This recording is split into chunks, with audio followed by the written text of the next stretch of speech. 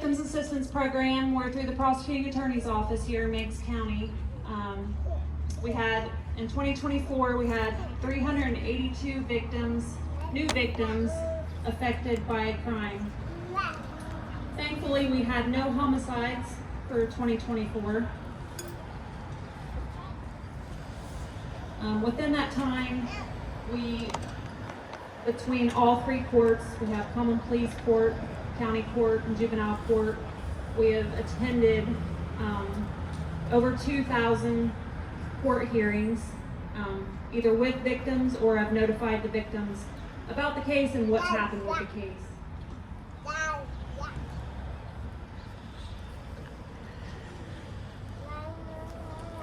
I'll just read a little bit about what kind of crimes we've had. In 2024, we had 72 adult physical assaults, 9 adult sexual assaults, 2 arsons, 93 burglary, breaking and entering, theft, receiving stolen properties, 22 sexual assaults, 169 child pornography. I know that sounds like a lot. It could have been just a few people, but with each photo comes a charge, so that does sound like a lot. 32 child endangerings or neglect charges, 118 domestic violence, 4 DUIs with damages, could have been property damage, any kind of damage that goes along with that. 2 fraud cases, 2 vehicular hit and runs with injuries, 40 stalking, harassment, violating protection orders, 9 strangulations, and 2 abductions. We've served 382 victims, 316 adult, 66 children, 141 were males, 236 were females, and 5 were unidentified. I'm going to let Caitlin speak about what we got coming up and about what this night is, the theme for the National Crime Victims' Rights Week. It is a national thing that every county has. Some have ceremonies, some I'm not sure what everybody does, but a lot of counties do this same kind of thing. But here's Caitlin. She is the advocate for county court and juvenile court. Caitlin Dillon.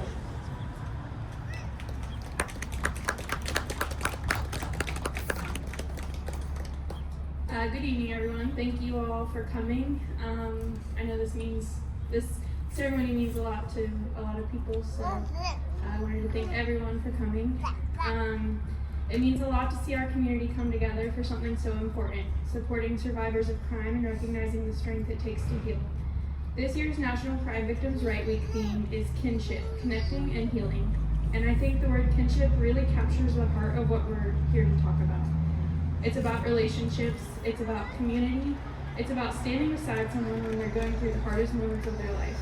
When someone experiences a crime, they often feel alone or overwhelmed, especially when navigating the criminal justice system. But kinship reminds us that they don't have to go through it by themselves. We as a community have the power to be that support system, to show up, to listen, to care. One of the most important things we can do right from the start is simply believe them. When someone finds the courage to speak up, it takes so much strength, and our response matters. Believing them, validating their experience, and walking with them, whether they choose to pursue legal action or not, makes a lasting impact. That's the beauty of community. It's in a neighbor who checks in, a friend who sits quietly and listens, a professional who offers support without judgment. These small but powerful moments of connection are what help survivors feel seen, heard, and valued. So as we reflect on this theme of connection and healing, I invite each of us to think about how we can be a part of that support network. Not just tonight, but every day. Whether it's through advocacy, lending a listening ear, or simply being present, we all have a role to play in making sure no one has to face trauma alone. Thank you again for being here, and thank you for your commitment to building a stronger, more compassionate community. Now I'd like to introduce DEZ. She's our speaker today. She's a survivor of childhood domestic violence. Just right here. Let me drop in.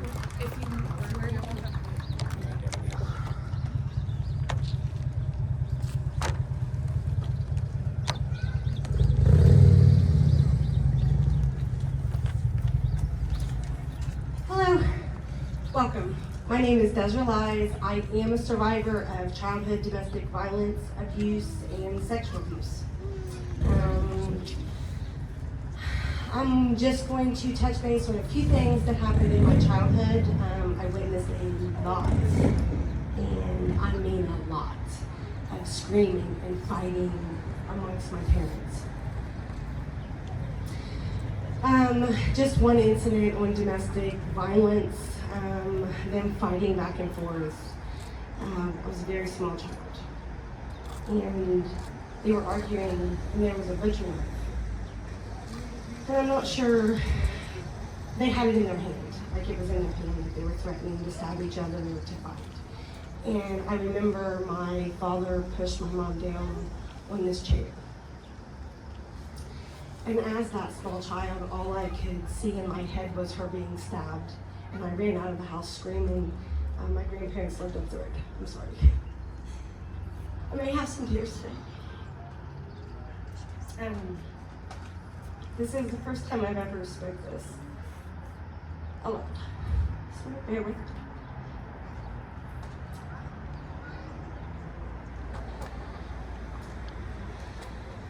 As far as abuse goes, also as a small child, and when I talk about abuse, there was physical abuse, mental abuse, my entire life. That my mom was alive. She was very, very mentally abusive toward me. In those ways, saying like, all the way up into high school years, she would tell me I was too fat. She would monitor how much food I ate. Like if there was sweets in the refrigerator, I wasn't allowed to just openly go get them. I had to ask. And if I would eat something without asking, I was punished. So that was just one incident of mental abuse that I got that I didn't realize. Like I want to say that I didn't realize until well into my 30s that my childhood wasn't normal. I didn't know it wasn't normal.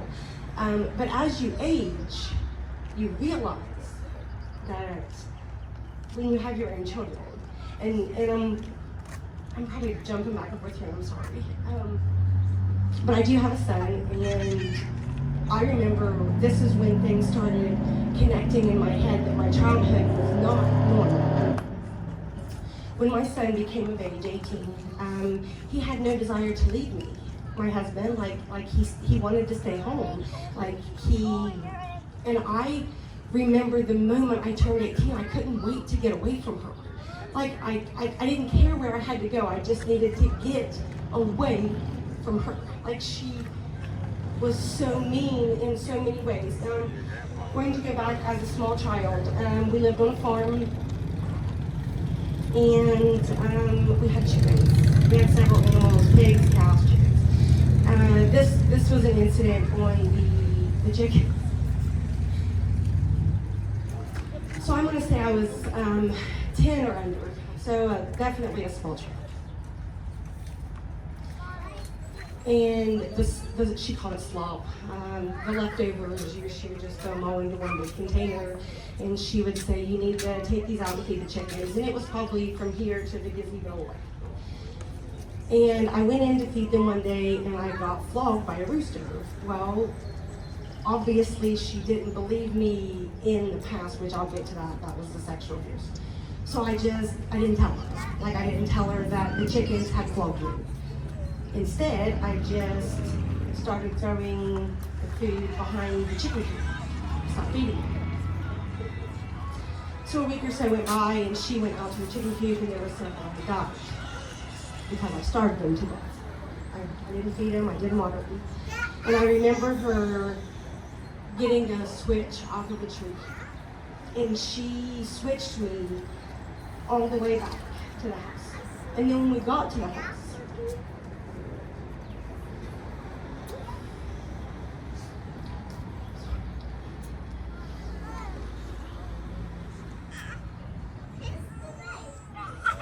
she was hitting me with her fist And I was down on the ground, on the porch, in a fetal position. And she was kicking me with her shoes on, and I was praying to God to just take me away. I wanted to go away. That was as a child. I had those feelings. I'm sorry. Again, I'm sorry. You'll notice I say I'm sorry a lot.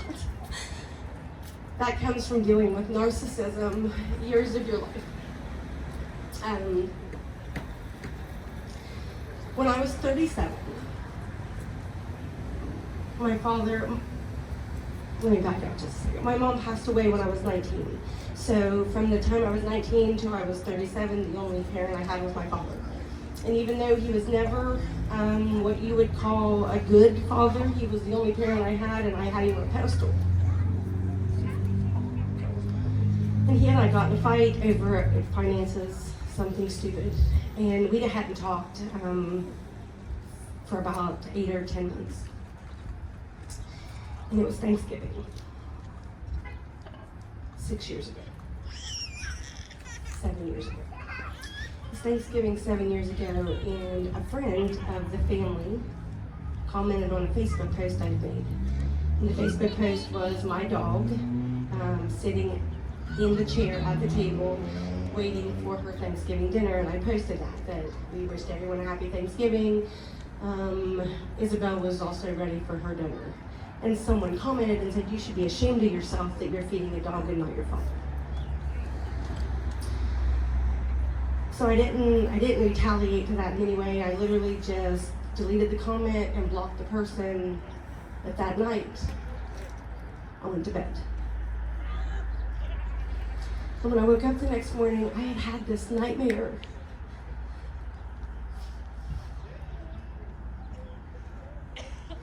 And please excuse my language in this because it's a lot.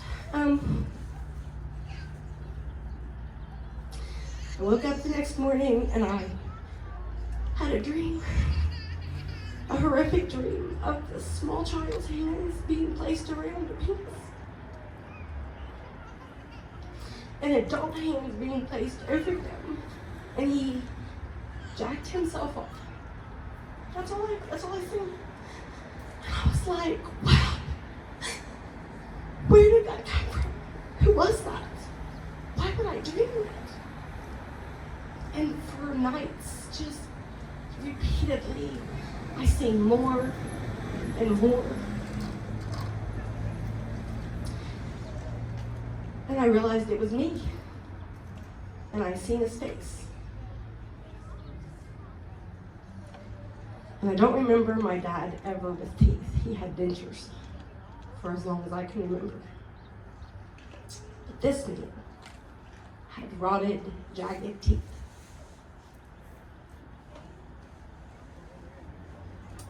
So a few months after having this repeated dream, I went to my aunt on my mom's side, and I said, was I molested?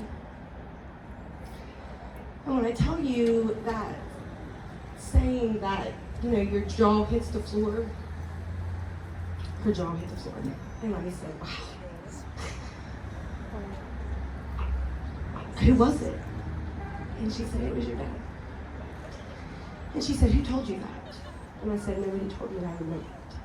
And she said, you can't remember it. You were only 18 months old. I said, well, I remember it. So I left her, and I thought about it a few more days, and I have a brother, and he does not share the same father as me. But I got a hold of him, and I said, do you remember anything about me being molested as a child? And he said, I do. And I said, what happened? Why didn't anybody do anything? And he said, well, Mom told us, you just seen him peeing. And nobody ever questioned it.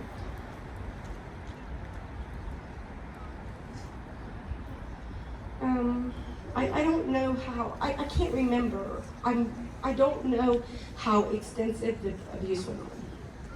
I don't know. And I honestly, I don't want to know. I think God allows us to know things that we can handle, and He stops when we can't. And I honestly don't know if I can handle knowing that it went any farther than I remember. But I also remember things like Him taking me to get ice cream. And this is a memory that just came to me driving down here today. And he would always get a cherry or a strawberry or some type of fruit on the ice cream, and he would always put the fruit in his mouth. And he would so-called suck the ice cream off of it, and then he would make me take it from him with my And I was also around 2 years old. I don't know how long I've been talking.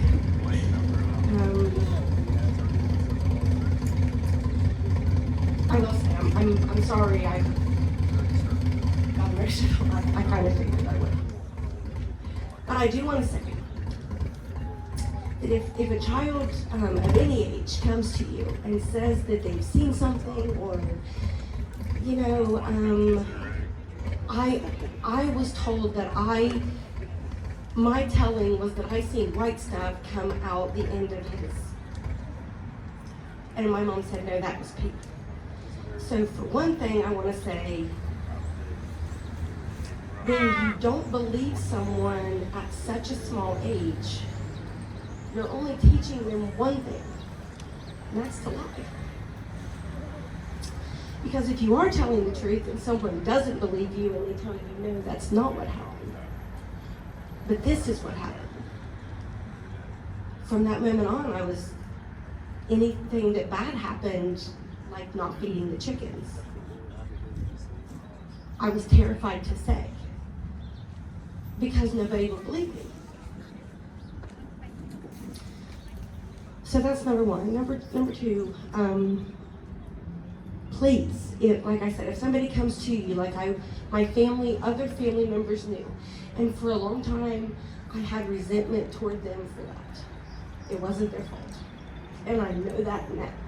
But I'm going to say, if you hear a story and it just don't sound right, don't be scared, or that someone's going to say you overstepped your boundaries, because listen, if there's nothing going on, what are they hiding? Why does it matter if somebody comes in and checks on you? I'm just saying, weird things that you see going on, and maybe I see it because, and I don't say I see it, maybe I would notice it because I experienced it. So I'm just saying, if you ever have someone come to you, don't be afraid to take what they say and go forward. If there was one thing that I could say to him, my father, it would be this. You have caused so much mental damage to my head.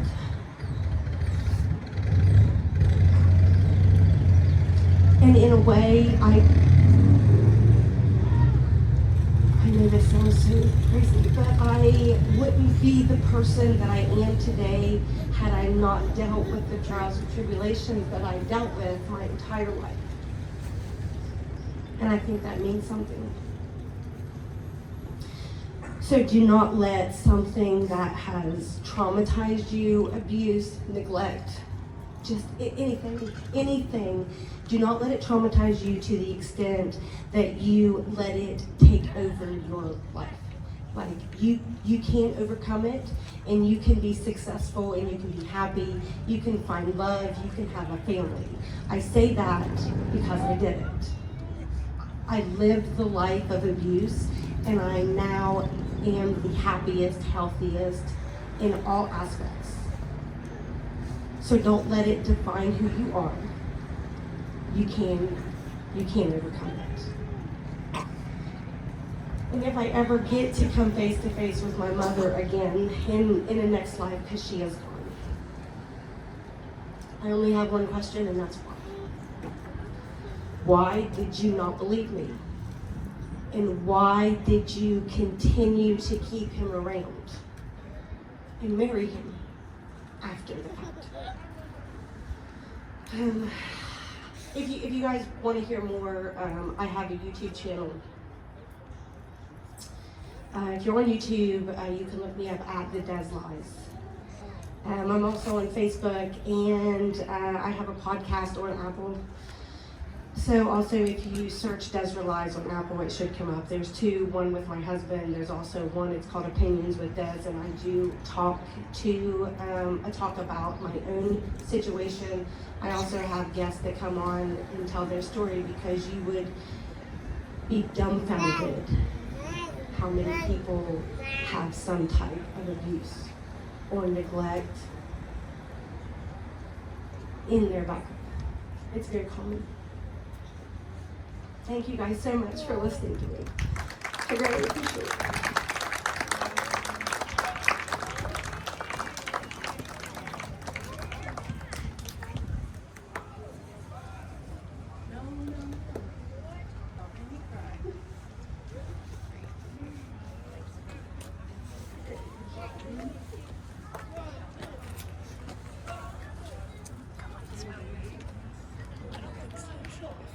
Just got a couple more things. We have the flags over here if anybody has a message.